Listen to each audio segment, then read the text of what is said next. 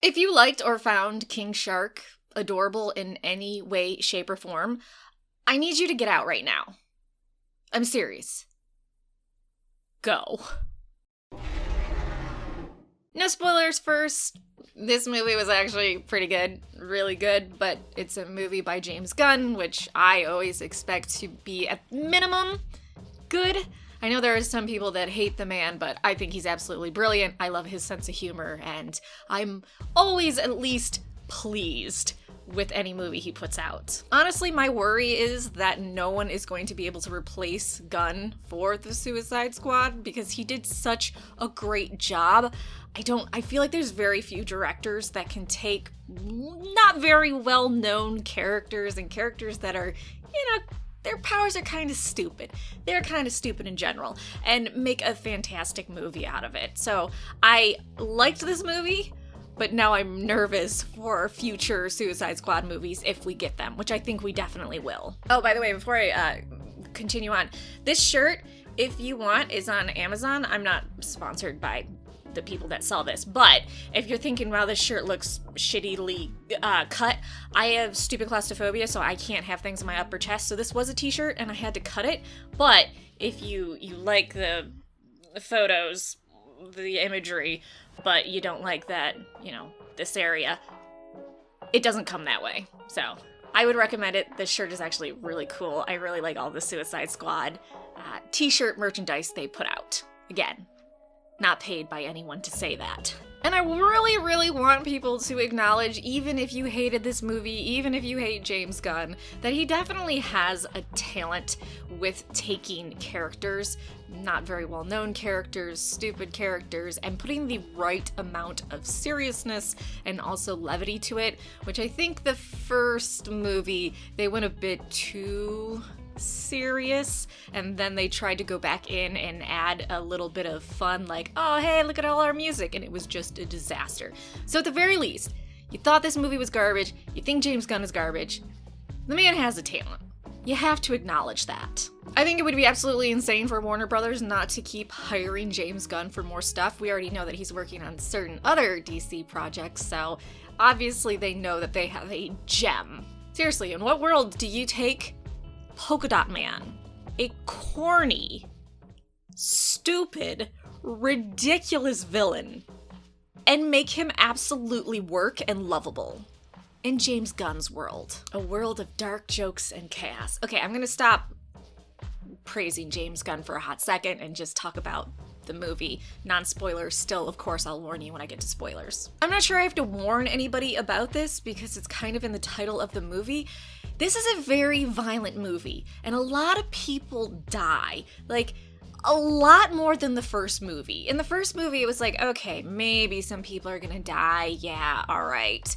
But they're gonna go out heroically. This movie's just, no. We're gonna show you really gruesome, disgusting things, and we're gonna murder people. This movie definitely tells you, this is the Suicide Squad. If you want happy go fun time, go fuck yourself. So yeah, if you're squeamish at all about people's faces being blown off, about gore, dismemberment, all that, you might be a little uncomfortable watching this movie. Heck, even I was a bit uncomfortable from time to time, and I'm just a straight up demonic bitch. Some of you may be wondering, is there nudity in this movie? There are in fact boobies in this movie. I know that's something a lot of people look for, even though, if you show boobs on YouTube, incels just consider it a goddamn war crime. But if you're excited about the boobies in the movie, I want you also to know we have some dongs. Probably more than you would think would be in this movie. And sometimes James Gunn decided to zoom in on a bulge that was very clearly outlined for perhaps a bit too long. And I think he did that because he wants us to be uncomfortable. And I'm not saying that I don't want to look at men's penises or their bulges or whatever. I'm just saying I would say the same thing about, let's say, zooming in on a woman's vagina or her having a camel toe. I don't need that much attention on it, So I will warn you, there are some dogs. The movie does jump around in time a little bit. I, for one, am usually not someone that likes, oh, 3 days earlier. But how they jumped around and how they told you they were jumping around and where they were made it so it was really easy to follow. So if you're someone that's easily confused by time jumps and all that and you get timelines mixed up, this movie lays it out very clearly for you. This is where we are. This is what's going on. So I think that's why the time jumps didn't bother me as much as they usually do in movies, because they went out of their way to, you know, help dum-dums like me that don't like it. Overall, the pacing, the plot, the visuals, all were really, really good. This is one of those type of movies where you can watch over and over again and find little Easter eggs and tiny little things that James Gunn put in the movie, even if sometimes those tiny little Easter eggs and things you notice on a second, third, fourth, fifth, perhaps sixth view are really, really dark. And I kind of miss that with movies. I like movies where they put in all this stuff where the more you watch it, the more you actually see and the more little clues and things you find. And I'm certainly not saying that this movie is a masterpiece that's going to be studied at the university level. Most certainly not. It's more like a Where's Waldo puzzle, where the more you look around in the background, the more ridiculous shit you see. There's definite character improvement from the first movie to this movie. If you're wondering, it is a sequel. We do have callbacks to the first movie. Characters' bonds from the first movie are shown in this one, so don't feel like, oh, this is just a complete reboot. It really isn't. As for the characters they improved on, I think Harley Quinn was amazing in this movie, way, way better than how she was in the first movie. But I also know Margot Robbie, she had a few projects working on as Harley Quinn to perfect her, but I also think definitely it's the writing and directing that made Harley, I think, a lot better in this movie. Flag was fantastic as usual, and damn, J Ḳ just killed it. I am so surprised that guy doesn't have just a better reputation or amount of work in Hollywood given his abilities. It's insane to me. He also had an insane glow up. John Cena. This is one of those actors where people really have some strong opinions on him, but I don't really care about him. I really didn't know about him. I first actually learned about him from that invisible meme going around, which honestly I have no idea what it's about. It's just every time I see a meme with John Cena and people pretend like they can't see him, it's hilarious to me. Things can be hilarious without you knowing why they're saying that about him. So I thought John Cena was actually good in this movie, but good for what I know him from, which is not a lot. So take that with a grain of salt, me saying, yeah, he was really good in this movie. Because maybe you've seen other stuff he's in, and generally he's a lot better at what he does. But yeah, I think he did a great job as Peacemaker. There definitely were some lines of dialogue where if he wasn't a certain caliber actor, it could have come across really, really corny and bad. And not corny like B-movie sort of corny, where it's like, aha, it's so bad, it's good. Like, really bad. He killed dialogue that given to another actor or perhaps not directed as well would have bombed bad. Idris Elba really shined in this movie. I wish they would get more actors of his caliber where they can play a villain and have him be so complex. I feel like nowadays when there's a villain, it's mustache twisting. I'm just fucking evil for no reason. But this character was, okay, he's a bad person. He's a bad, bad person. But the qualities of his character and the layers of his character made you go, okay, I really like you, but at the same time, you're a bad, bad man. Come on, Idris Elba was Bloodsport, a man that puts Superman in the hospital with a kryptonite bullet. So, not exactly a good guy. But gosh darn it, you want to hug him. Polka Dot Man stole my heart in this movie. I hope he stole a lot of people's hearts. I adored every scene with him. I don't know how you take a character like him and make him so lovable and so realistic and not just, wow, your powers are hella dumb, dude. I don't know why you're even trying to make this on the big screen.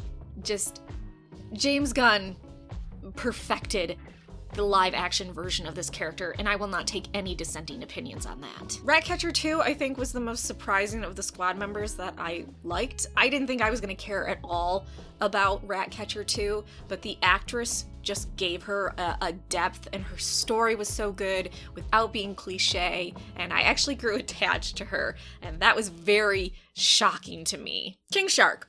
I hate sharks. I know I'm saying that as a person that regularly scuba dives in the ocean with sharks, is around sharks. I don't like them. They terrify me. A talking, walking, super powerful shark that can just wreck people on land? Worst nightmare. By the way, if you love King Shark, the animated Harley Quinn show has King Shark. He's very different than the King Shark in this movie, so don't think you're gonna get the same thing. I actually like the King Shark and Harley Quinn a lot more, but maybe that's because he's a lot less violent and his voice actors are really cute. To give you an idea how well they did the King Shark character though, I hate sharks, but when he cried in the movie, I wanted to cry. I hate sharks, and I still felt bad for one. A CGI one, but still. I was disappointed in 𝐿𝑉𝑉𝑠. I actually did a character breakdown video of him. I feel like they made him a lot more pathetic than what he is in the comics, even though certainly he has some pathetic moments. Maybe because he's elderly, they didn't have him be as much as a bamf as he is in the comics, but if you're gonna get Michael Rooker to play a bad guy, and a bad guy that has a lot of abilities, why'd you waste him by not having him just wreck people left and right? Boo! As for the rest of the characters, Captain Boomerang didn't feel as fun as he did in the first movie. Blackguard was okay, not the best in his role. Screw the way Weasel walks. TDK was hilarious. Javelin and Mongal were my least favorite, but that's not surprising to me. I didn't really have any interest in them going into the movie. I would say this movie is easily an 8.5 out of 10. It's a movie that you can stream at your own house, pause, pet your cats, go to the bathroom, not be around diseased humans, and just have a lovely time. I think the highest recommendation I can give this movie is I didn't need booze to enjoy it. And I need booze to enjoy most things in life. Alright, now I am talking spoilers for the movie. So if you haven't seen the movie, if you don't want spoilers, please don't watch beyond this point. The 3 best villain cameos in this movie was during the prison scenes when we got Kaleidoscope, Calendar Man, and Double Down. I wish we would have gotten more bad guy Easter egg cameos in the prison, but I'm happy with what they gave us. Also, I'm really glad Double Down didn't pull any playing cards out from under his skin, because no thanks, that's gross. Having 𝐿𝑉𝑉𝑠 be the first thing they focus on in this movie, and then 12 minutes into the movie, brutally kill him, was a total bait and switch. They made you get attached to this guy thinking, okay, he's gonna survive, there's no way we're focusing on him, and then, nope, he goes out like a little bitch 12 minutes in. It really set up a no one is safe in James Gunn's movie. This isn't the first movie. And it wasn't exactly like what they got with Slipknot. I know a lot of people were upset about that. No. This was, we're gonna focus very intently on this, have you follow this guy around, and boom, he's gone, get wrecked. Still very disappointed in how they handled 𝐿𝑉𝑉𝑠. I get that he's elderly, so he's slowed down. Maybe he's not as much as a bamf, but still, yeah. There was great poetry though, with him killing a bird in the beginning, and then after he dies, his last scene is a bird pecking, eating his gore.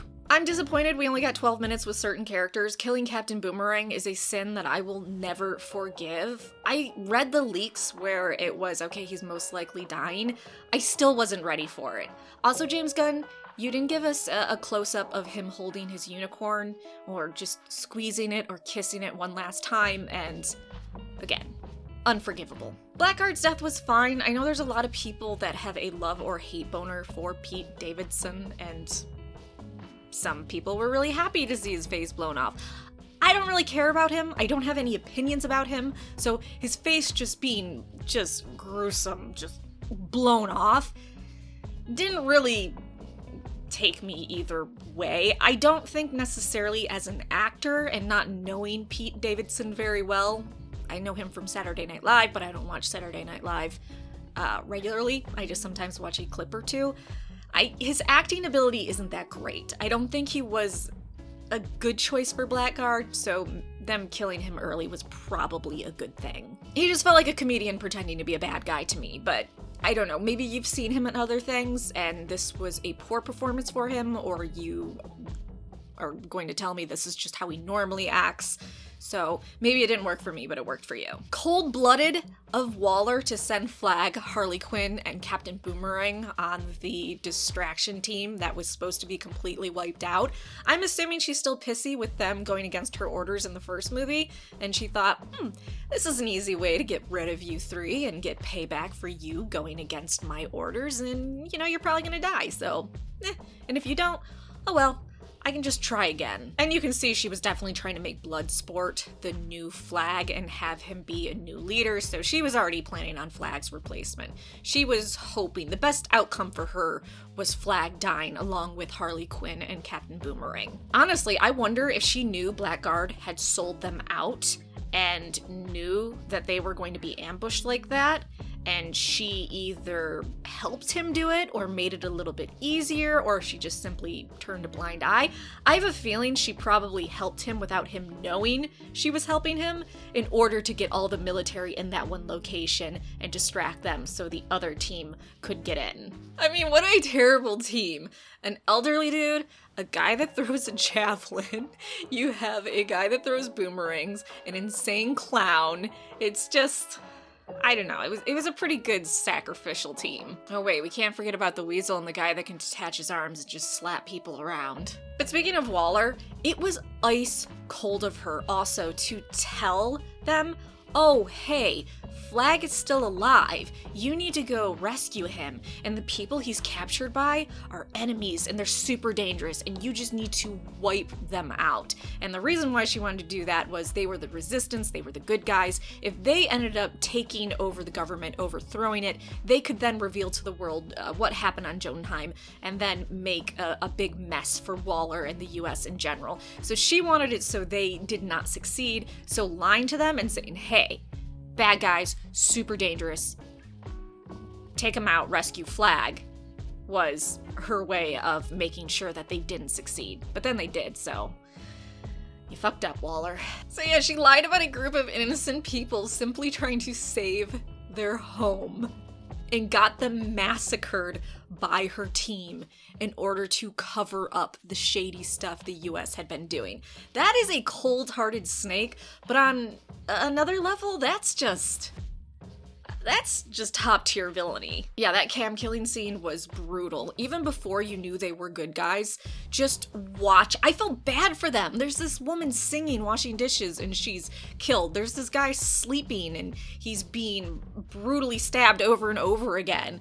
And I was feeling bad as these people were being killed, even though apparently they were bad guys at the time. And then also seeing Bloodsport and Peacemaker trying to one-up each other, it was so bad. It escalated so much. And then when we figure out they were the good guys, it just made all that sink in a lot harder. But yeah, Peacemaker and Bloodsport one-upping each other was just fantastic. Going back to John Cena delivering lines that could be cringe otherwise, his response to no one likes a show-off being, unless what they're showing off is dope as fuck, was just masterfully delivered. That line could have fallen flat so easily, but how he did it, his mannerisms, his tone, everything, just killed that line. The way Peacemaker just casually stabbed that sleeping guy over and over again, oh my god. The way that he just shot a guy while itching his nose.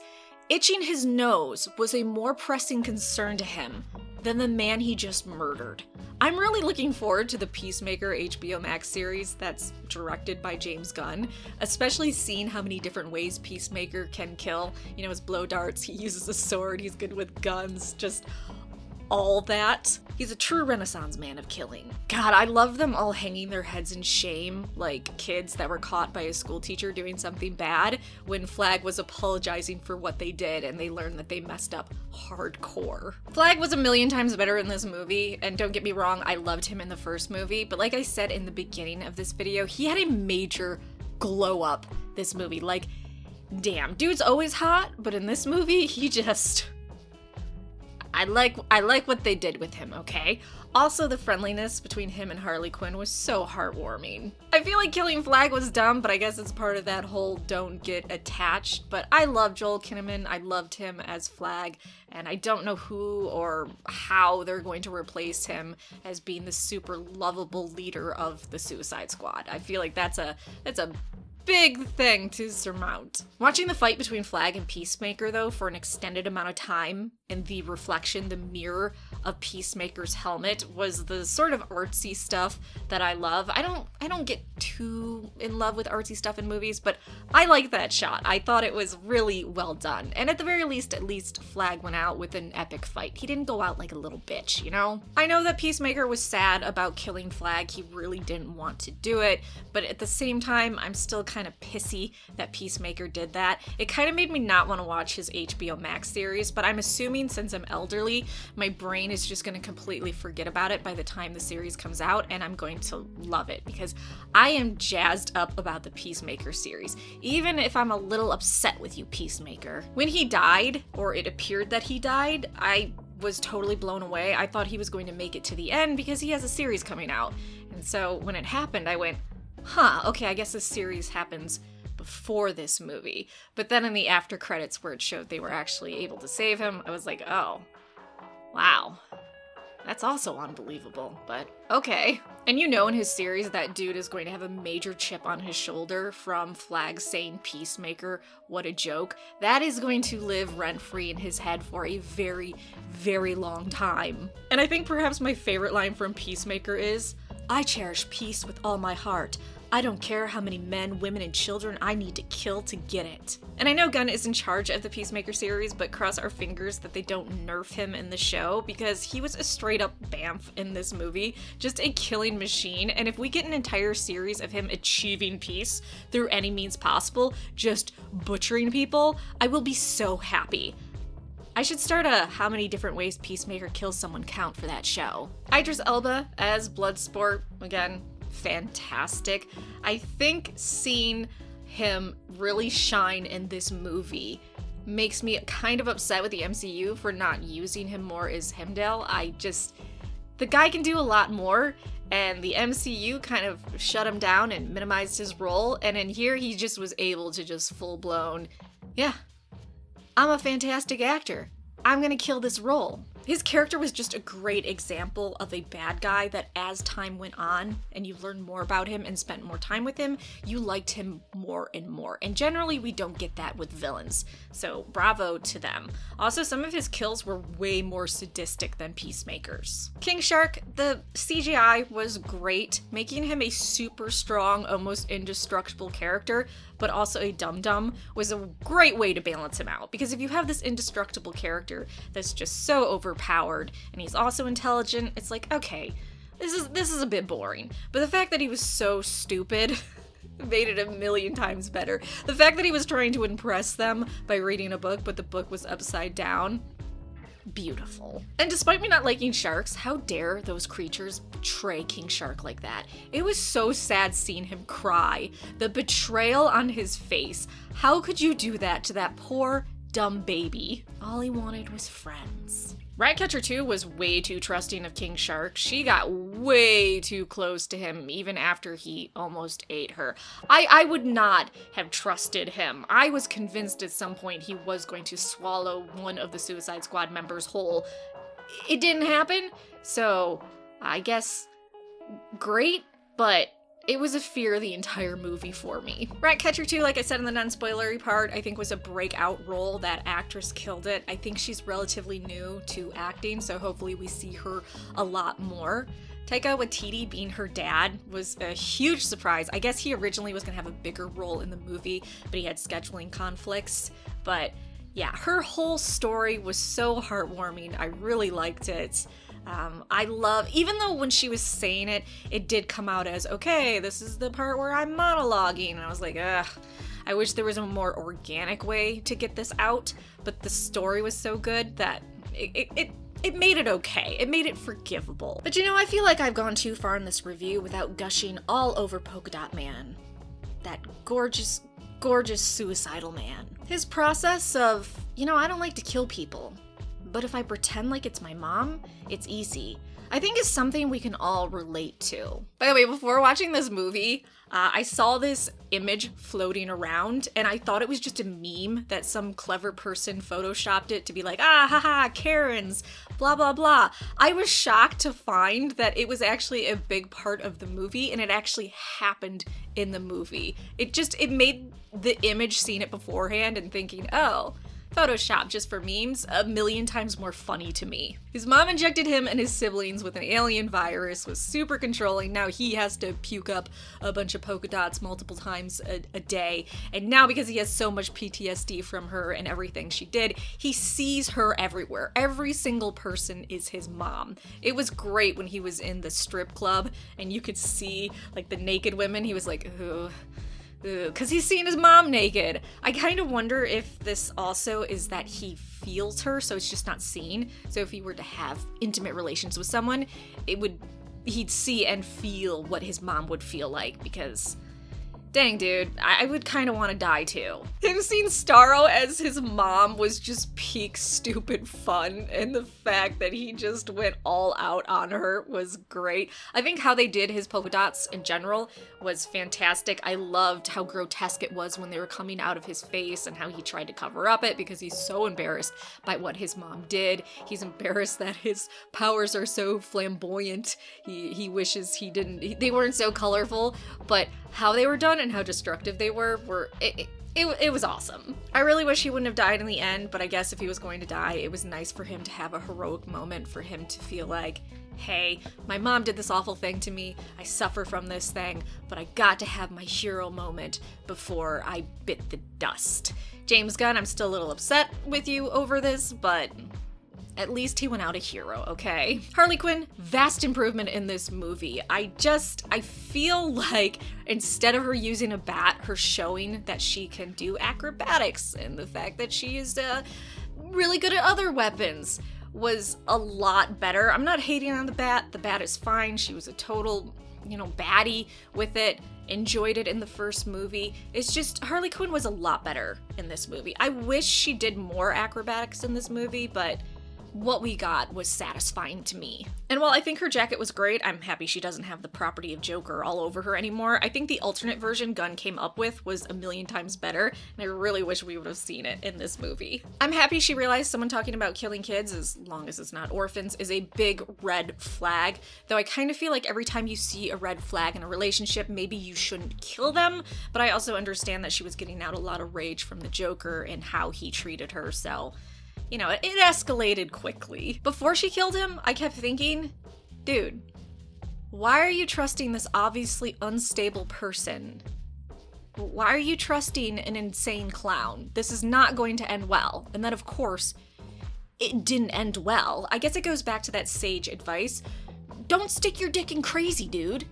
What were you thinking? His extended dying scene as she was just talking about the red flags and all that just was kind of sad. I feel bad for that guy. He made a mistake a lot of people make. Waller was straight up evil in this movie, and I understand she wasn't a saint in the first movie. She killed a room full of her employees in the first movie, but in this one, it just was a whole new level of sadistic, and I feel like she knew how things were gonna end with telling Peacemaker, regardless, this needs to be destroyed.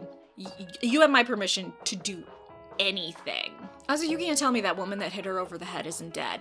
Like, as soon as Waller doesn't need her or finds a replacement, yeah, that lady's gone. Warner Brothers, I know you like to mess up quite a bit, but please don't ever replace Waller in these movies. She is the perfect balance of a character that will do absolutely horrendous, evil shit, but for what she considers is the greater good. And the fact that Viola Davis just kills the role and doesn't make it so it's cliche or overboard or too understated, she's just she walks that line, and you would be really stupid to replace that character or that actor. She's just a cold, calculating puppet master.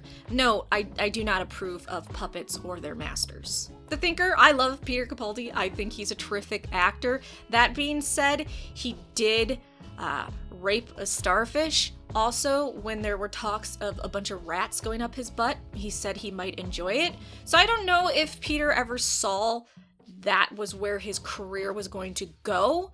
But 10 out of 10, Peter, you've chosen the right path. Here's what I mean also about walking that, that thin line between being too cliche, being too goofy, being too serious. I think in the beginning, seeing him, it was maybe a bit much, but towards the end, he was great. Also, the experiments he did, oh my god, that guy that was still alive and he's cut in half and his blood and guts is hanging down. And then you have the guy whose face is ripped off. It was eaten off in the face or in the shape of a starfish. Just grotesque. These people are still suffering. They're still alive. And he's just prolonging it for his own sadistic experiments. I love evil scientists. They're my jam.